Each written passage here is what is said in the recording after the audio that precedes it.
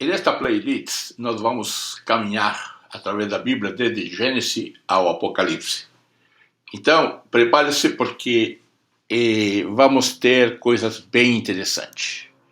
Eu sou Miguel Aguilera e quero te convidar para participar, então, desta caminhada. E dá um clique aí no like e inscreva-se no nosso canal, porque com certeza você vai gostar. Vem comigo e vamos para a primeira parte da caminhada bíblica que se inicia com este vídeo.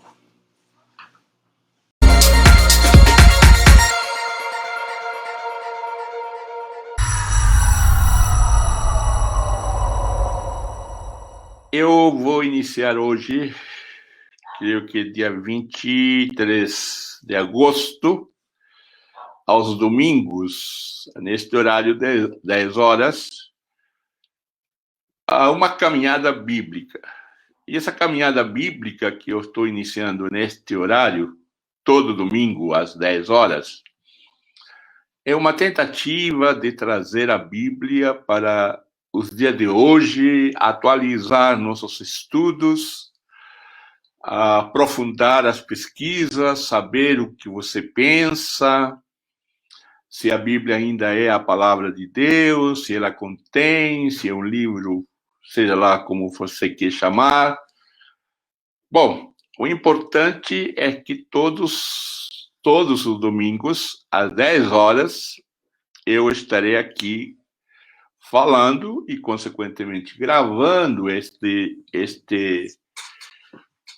papo para que fique aqui e também devo colocar no YouTube, mas para você saber um pouco mais sobre a Bíblia. Geralmente eu ouço pessoas cristãs e não cristãs que falam muito sobre a Bíblia, a defendem, a criticam, enfim. Alguns ficam em cima do muro, mas poucas são as que leem a Bíblia realmente, ou têm lido a Bíblia. E eu quero, então, começar esta caminhada bíblica dando algumas sugestões sobre leitura bíblica, para depois passar a entender como que a Bíblia se formou. Então, não é uma palestra, grandes coisas, assim, vamos falar de difícil compreensão. Não, é coisa bem simples. A Bíblia você pode ler de muitas formas. Você pode pesquisar de muitas formas. Então, vamos trazer isso para hoje. Quando você compra uma Bíblia, geralmente você a compra ou para presentear ou para você ler. E nela você pretende encontrar alguma mensagem para a sua vida. Mas você tem ouvido tantas informações que ela se torna repetitiva na compreensão. Não é assim? Por quê? Porque você ouve o pregador, ouve o pastor, ouve o professor da EBD e sempre está sendo falado a mesma coisa. Nunca há uma possibilidade do ouvinte avançar na compreensão da Bíblia. Então, geralmente, as pessoas, né, de forma geral, aguardam o ensino pastoral ou ensino do professor e não há uma procura pessoal. Por que não é essa procura pessoal? Porque as pessoas, os pregadores, os pastores, os professores, nós temos tornado muito difícil a compreensão da Bíblia. Então, muitas vezes, o pastor, o líder, acha ou se sente e transmite isso como aquela palavra infalível, né? Ele tem a razão. Então, falou o pastor, o líder, o professor está falado. Mas a Bíblia não é assim. A Bíblia, ela é uma palavra, a própria Bíblia diz, é uma palavra viva. Desculpe. E através dos tempos, você vê que a história da humanidade tem nos mostrado que a Bíblia tem provocado diversas circunstâncias ou diversas situações, até violentas, por causa da liberdade de pensamento. Então, você tem isso vamos sair dessa escritura, né? Desde os primeiros séculos depois que a igreja foi fundada. O grande erro que nós, crentes evangélicos, sei lá, temos é que pensamos de que quando terminou ali o Apocalipse, fechou a história da igreja, fechou essa história. Não, não é assim. Sim, a história bíblica, no sentido de revelação de Deus, terminou aí. Porém, ela, ou a história da salvação, a história da igreja, ela continua. Então, por exemplo, no primeiro século, muitas situações de vida, políticas, sociais, e até de guerras, foram à luz da Bíblia. Não vou falar que está certo ou errado, porém, eu vou dizer de que a provocação de tudo isso foi uma compreensão bíblica.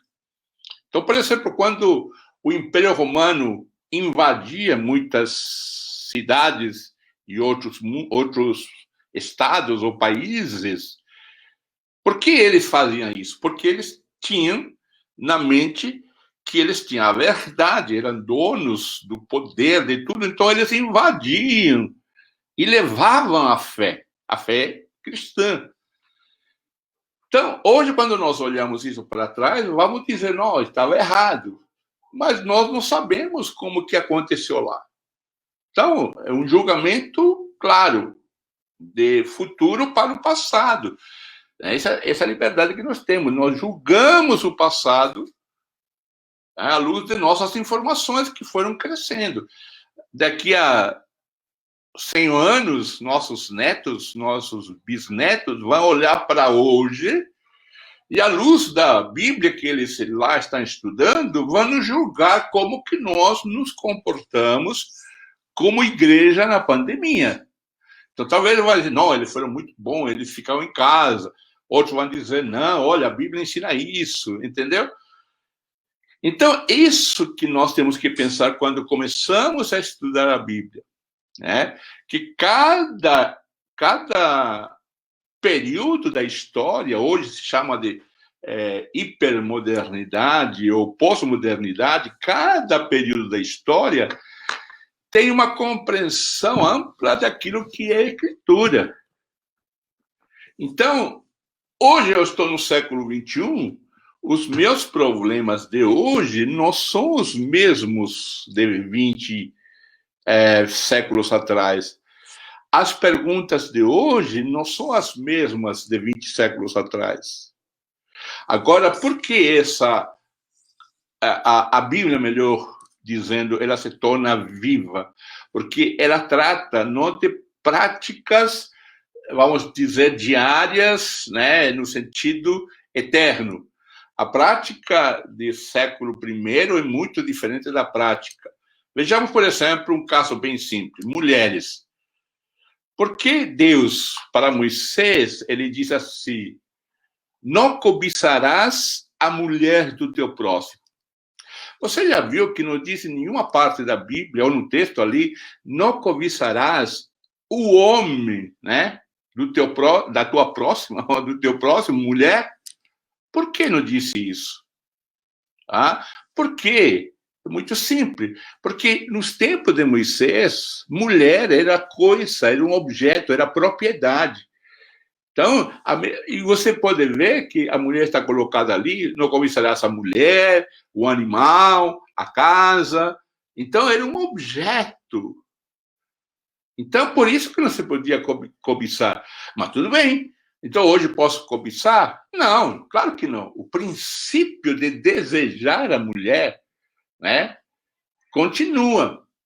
Mas naquele tempo, a mulher era coisa, objeto, era comparada a nada. Hoje não. Hoje ela tem seu valor, se torna presidente, se torna primeira-ministra, hoje está nas Forças Armadas. Então, a compreensão da Bíblia, ela deve ser feita, então, com muito cuidado. Por isso que as respostas às perguntas atuais não podem ser respostas velhas. Por quê? Porque a Bíblia trata a natureza humana. Então, quando nós vamos a estudar a Bíblia, nós temos que ter essa perspectiva, entender de que a Bíblia, sendo a revelação de Deus, ela foi criada, ou melhor, desenvolvida, praticada, gerada em uma cultura, em um contexto. Por isso que, muitas vezes, você vê textos, né, estranhos para nós, né? Por exemplo, aparece um texto lá sobre estupro, né? Então, não vou citar literalmente o texto, mas é bem interessante. Em um texto levítico aparece assim: se a mulher for estuprada na cidade e não gritar, ela deve morrer. Mas se a mulher for estuprada no campo, né, então o homem será responsabilizado e ele deverá, olha só, e deverá pagar ao pai alguma quantia de dinheiro. Por quê? Porque a mulher é objeto. Mas o que eu quero chamar a atenção é sobre, na cidade ela tem que gritar. No campo, mesmo que grite, não vai acontecer nada, ninguém vai ouvir. Entendeu? Então, essas minúcias que nós temos que ir observando, vendo, para poder compreender. Então, a primeira coisa é nos centrarmos nesta caminhada bíblica, que nós estamos tratando de um livro que foi escrito em um tempo passado, numa cultura passada, e que nós precisamos entender. A segunda coisa que também precisamos ver é que ela foi escrita com estilos, literaturas diferentes. Então, na Bíblia, por exemplo, você tem o livro de Levítico. O livro de Levítico é um livro chamado sacerdotal, porque ali tem leis sacerdotais. Então, se são leis sacerdotais, então ali eu devo focar que a direção dessa palavra foi para o sacerdote, não para o cidadão comum, um exemplo. Né? Então, as obrigações ali no livro de Levítico, né, são para os sacerdotes, que tem a sua aplicação no Novo Testamento, ele vai ter. Por quê? Porque Levítico e Hebreus andam juntos. Mas aí, logicamente, já dá uma questão teológica para poder interpretar corretamente, melhor, os textos. Porque Levítico, né, são os sacrifícios, ou as leis sobre sacrifícios a Deus, e Hebreus é o livro que mostra o sacrifício máximo, né? O sacrifício máximo, que é Jesus Cristo, o sacrifício maior, universal para todas as pessoas. Então, essa é a segunda coisa, o tipo de literatura. Né? Então, eu não posso entender Levítico exclusivamente como sendo algo geral para todo mundo. Não, ele foi para o sacerdote. E em hebreu nos dá, então, uma aplicação para a igreja, para os cristãos. Uma terceira coisa é entender, pegando esse gancho, é entender de que a Bíblia, né, tem, e especificamente o Antigo Testamento, né, são textos para o povo de Israel.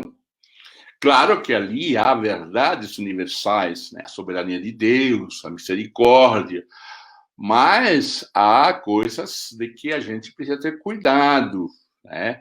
Por quê? Porque há afirmações culturais, né? E temos que ter cuidado nisso, né? Essas afirmações culturais. Por quê? Porque há orientações dietéticas, de saúde, enfim. Uma quarta coisa é a gente colocar atenção quem está falando, que eu chamo, né? Até o título de um filme, quem está falando. Né? Uma quarta coisa. Talvez você tenha usado, como eu muitas vezes usei erradamente, quando diz, olha, a Bíblia, ou melhor, Deus tem na sua palavra tal coisa. E muitas vezes eu usei, não muitas vezes, não, pouquíssimas vezes, mas usei. Mas muitas vezes eu tenho ouvido o seguinte texto, dizendo assim, não, Deus fala, né, né, no Salmo tanto, né, eu fui moço e agora eu sou velho, mas nunca vi o justo mendigar o pão. E nós nos apegamos a essa palavra achando de que Deus nunca vai deixar faltar o alimento. Nós não vamos passar necessidade. Mas observe o que o texto diz. Quem está escrevendo, quem não viu, foi Davi. Ele diz, eu fui moço e agora velho. Então ele está falando a sua experiência. Porque se isso Deus estivesse falando, Paulo não passaria fome, como ele mesmo diz, já passei fome, né? Tive necessidade. Né? Muitos justos não passariam fome, muitas pessoas cristãs já passaram fome através da história. Né? Então, lá o texto diz que Davi nunca viu o justo mendigar o pão. Né? Ele, Davi. Né? Será que ele falou quando era rei e cuidou do justo? Não sei. Mas foi a experiência de Davi. Tá? Então, nós temos que ter cuidado com quem está falando. Porque também o diabo está falando. E as coisas que o diabo está falando, eu não vou fazer. Né? O diabo tentou Jesus. Né? E isso não nos leva a fazer que vamos tentar, né, o próprio Deus. Então, essa é outra questão. Quem está falando? Tá? Essa é outra questão. Então, são coisas que a gente precisa estar aprendendo para a caminhada bíblica. Quando nós começamos esta caminhada bíblica, ou queremos aprender da Bíblia, você precisa entender de que a Bíblia, além de ser muitos, né, 40 escritores, ou 40 escritores e 66 livros, né, pelo menos a Bíblia protestante ou evangélica, as outras têm mais. Então, há uma multiforme comunicação de estilo, de linguagem, de palavra. Né? Então, o Apocalipse, por exemplo. O Apocalipse, nos últimos dias, tem sido pauta em todos os lugares. Mas, olha, vou chegando quase aos 70 anos, e as mesmas coisas que eu estou ouvindo agora, eu ouvi quando eu tinha 18 anos, né? Mesmo não tendo pandemia, o anticristo, a guerra, o Templo de Salomão, a grande tribulação, entendeu? Então, são coisas que a gente precisa enxergar primeiro lugar, dentro do tempo do escritor, dentro do tempo de João, dentro do tempo de Lucas. Né? Outra coisa também importante, eu acho que já estamos na quinta, né? A quinta ou sexta coisa importante que eu estou colocando, é que você precisa entender, e isso é muito interessante e muito importante a gente aprender, quando falamos com pessoas não cristãs, ou pessoas que não têm um interesse pela palavra de Deus, pela Bíblia, né? É a questão de ensino bíblico, né? De ensino bíblico no fato seguinte, muitas pessoas, né, com o bem-querer ou com bons desejos, elas querem que as pessoas não cristãs vivenciem a vida cristã sem antes passar pelo novo nascimento. Então, nós temos que entender o seguinte, a Bíblia, principalmente de Atos para frente, não vamos pensar assim, ela foi escrita para a igreja. Então, lá, quando fala algumas coisas muito sérias, muito de repreensão, de crítica, de arrependimento, de pecado, escute bem, se refere para os crentes, para os cristãos, para a igreja. Então, eu não posso exigir, por exemplo, uma pessoa que não tem nenhuma experiência com Deus, a um casal que viva segundo os princípios que estão ali na Bíblia, nas epístolas, porque elas não têm a experiência daquilo que os evangélicos, né, principalmente a religião evangélica, chama do novo nascimento. Entendeu? Então, a Bíblia, claro, ela ensina um modo de vida para a igreja, um estilo de vida para a igreja. Então, lá fala sobre mentira, sobre roubo. Claro que são coisas também julgadas, né, pela lei dos homens. Mas eu não posso usar um texto bíblico. Porque essa pessoa, eu falo, olha, não, mas a Bíblia fala que mentira é pecado. A pessoa não sabe nem o que é pecado, né, no conceito bíblico, entendeu? Então, e ainda não sabe o que é perdão de pecados. Então, essas coisas, no mundo de hoje, nós temos que considerar para nós nos tornarmos o modelo a ser seguido como o que este modelo é Jesus, né? Para nos tornarmos semelhantes a Jesus. Por quê? Porque Jesus usava as escrituras contra quem usava as escrituras? Contra os líderes religiosos, contra os escribas, os sacerdotes. Por quê? Porque eles acreditavam nessa escritura. E o que ele fazia com o povão, com os pecadores? Com aqueles que nem poderiam entrar no templo, vamos pensar assim. Ele fazia o quê? Ele os acolhia, ele os amava, ele cuidava deles, né? Ele mostrava o amor. Então, veja bem a diferença que faz o acolhimento, né? Aquilo que a pessoa precisa fazer com os diferentes, com aqueles que são, a nossos olhos, os pobres da sociedade, os excluídos.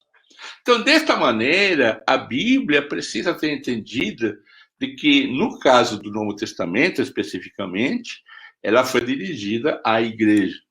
E falando desta parte também, uma coisa importantíssima que eu acho que ela é central. Muitas vezes, né, a gente confunde o evangelho com práticas morais, né? Por isso que eu sempre digo assim, gente, eu conheço pessoas que não são crentes, que são ateias ou qualquer outra religião, qualquer outra coisa, e elas têm uma prática moral muito elevada, são super honestas, são pessoas que são dignas de admiração, mesmo sem ser cristã. Então, não é a prática moral que é o evangelho, entendeu? Não é a prática. É verdade, é que aqueles que se declaram filho de Deus, ou que tiveram uma experiência com Jesus, ou que se chamam discípulos de Jesus, ou que se fala membro de uma igreja, a esses lhe é exigido, é chamado, é colocado algumas coisas, tá? Mas isso não é evangelho. Isso não é evangelho. Valores morais no evangelho. Eu gosto muito, e eu quero compartilhar com você, já terminando, para definir o que é evangelho. Então, quando alguém pergunta para você o que é evangelho, aí você fala boas novas. Não, a palavra evangelho não é uma palavra religiosa. Nós assumimos como sendo o evangelho de Jesus, né? Como sendo tudo isso. Não, a palavra evangelho é boas novas, boa notícia. Então, por exemplo, a boa notícia que nós estamos esperando, então, quando chegar, segundo eu assisti na CNN, olha, a partir de janeiro, todo brasileiro será vacinado contra o Covid-19. Isso é uma boa nova, isso é evangelho. O evangelho do Covid. A boa notícia é contra o Covid. Isso é evangelho. Entendeu? Evangelho, a palavra evangelho é simplesmente uma boa notícia. Né? A corintiano diria, né, por exemplo, uma boa notícia para corintiano. O Corinthians não foi para a segunda. Isso é um evangelho. Né? Então, evangelho é uma palavra comum. Agora, evangelho de Jesus, então é a boa notícia de Jesus. Tá? Então, e qual é a boa notícia de Jesus? Qual é a boa notícia que Jesus trouxe? É isso que é importante. Qual é a boa notícia? E aqui eu vou terminar dando a boa notícia para você nunca mais esquecer o que é evangelho. Então, quando eu falar assim para você, mas o evangelho ensina a não fazer isso, é errado. Não é o evangelho. Tá? Pode ser minha interpretação de um texto, pode ser a minha teologia, pode ser a ordem de uma igreja, pode ser a minha visão da Bíblia, mas não é evangelho. Evangelho está definido na Bíblia. Está lá em Atos capítulo... 1 Coríntios capítulo 15. Então, veja bem, agora, diz Paulo, irmãos, que lembrem do evangelho que eu anuncio a você. Lembrem do evangelho que eu anuncio a você, o qual vocês aceitaram e no qual continuam firmes. Qual é o evangelho agora? A mensagem, olha que o evangelho que anuncia a vocês, é o evangelho por meio do qual vocês são salvos. Se continuarem firmes nele, no evangelho, né?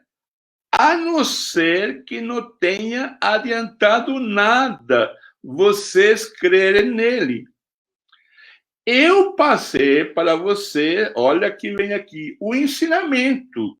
Ensinamento do quê? Do evangelho, que recebi e que dá mais alta importância. E aqui ele define o evangelho.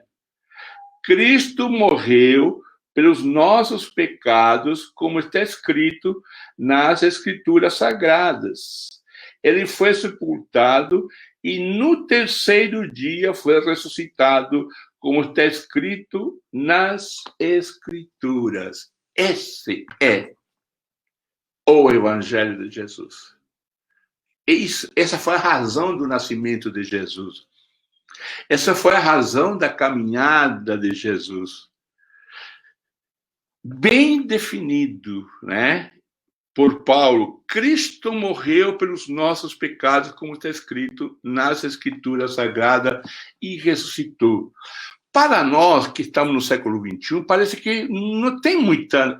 Agora pensa em um povo como o judeu, como os gentios, como os judaizantes, todo mundo daquela época. Pensa, quando eles escutam essa boa notícia. Por quê?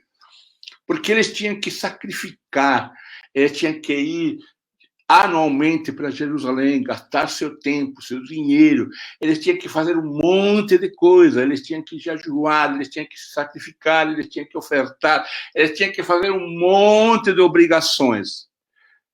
E agora chega a boa notícia. Gente, a boa notícia é que Cristo morreu pelos nossos pecados e ressuscitou ao terceiro dia. Esse é o evangelho, essa é a boa notícia, melhor.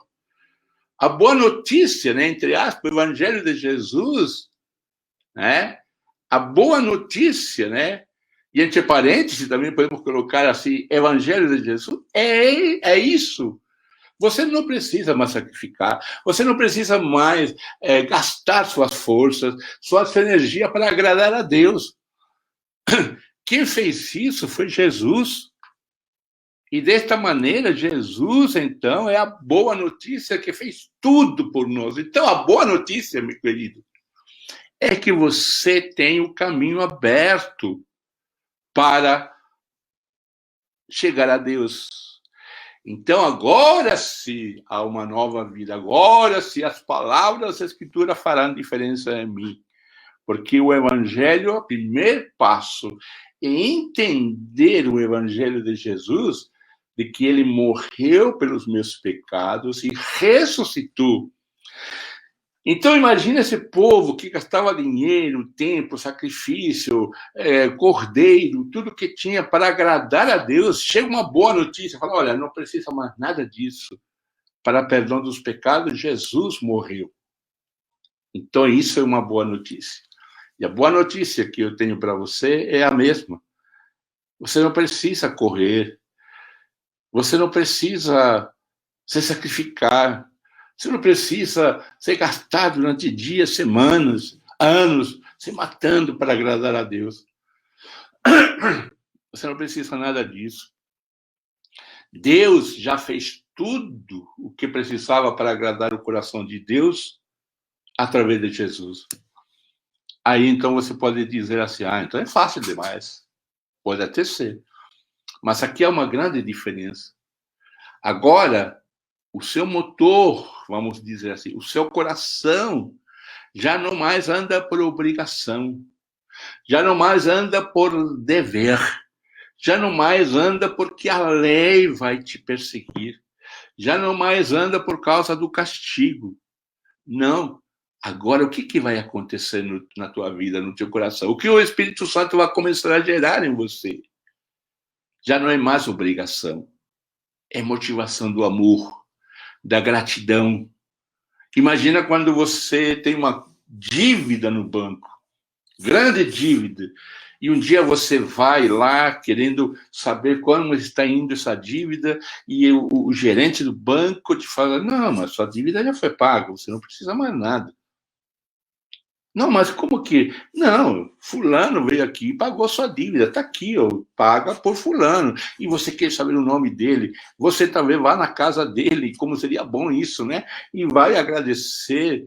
E as pessoas vão falar mal dele, não, você vai falar bem. E essas pessoas vão querer ofendê-lo, e não, mas você vai ser a quem vai defender, você vai sentir uma eterna dívida, né? E teu coração vai ser extremamente grato. Se ele precisar de algo, você vai fazer porque você é grato, não por uma obrigação, porque você será grato. Então, isso vai lá, logicamente, de onde Deus trabalhou com você, que foi e é diferente daquilo que ele fez comigo, vai ser diferente também com você. Então, quando você ou eu vamos iniciar a caminhada bíblica, como nós falamos, e aqui de uma pequena introdução, né, já de 30 minutos, esta introdução que é super importante para você ler. Não vá para a Bíblia buscando informações exclusivas para viver uma vida de obrigações. Vá para a Bíblia para descobrir o Evangelho de Jesus, o qual, como diz Paulo em 1 Coríntios 15, Jesus morreu por causa dos nossos pecados e ressuscitou. E isso é motivo para nós sermos gratos. Com isso eu termino. Então, meu querido, que Deus te abençoe. Se você tem alguma dúvida, coloque aí no meu comentário, nos comentários.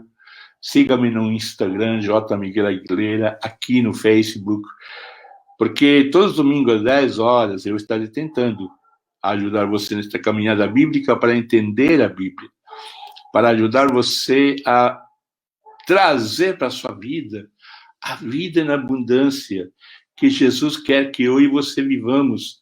Hoje, nós vivemos sob obrigações. Hoje, nós vivemos sobre obrigações que muitas vezes nos faz adoecer. Não, Deus não quer isso. Deus quer que você seja motivado pelo amor que Ele mostrou para você e despertou em você essa gratidão. Por que muitos homens e mulheres saem pelo mundo afora pregando? Porque muitos homens deixam suas casas, suas profissões. Eu não estou dizendo que você faça isso. Pode até acontecer. Por quê? Porque o coração desses homens e essas mulheres está cheio. Porque é cheio de gratidão, porque aqueles homens e mulheres no passado morriam por causa do Evangelho.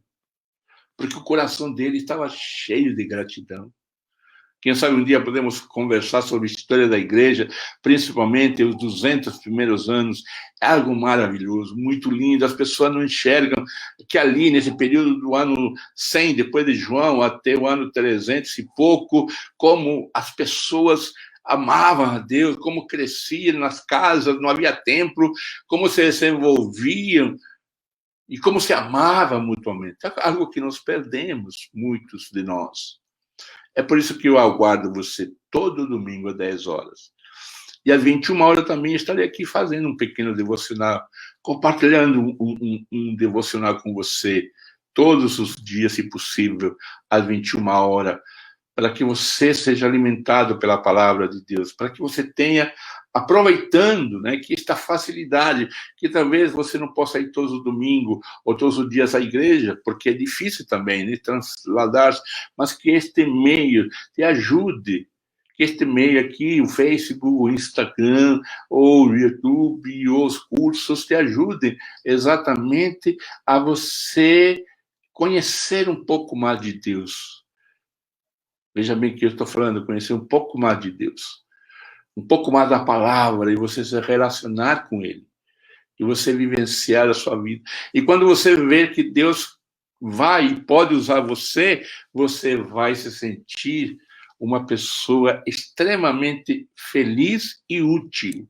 Útil na sua comunidade, na sua igreja. Sabe por quê? Porque a igreja vai crescer.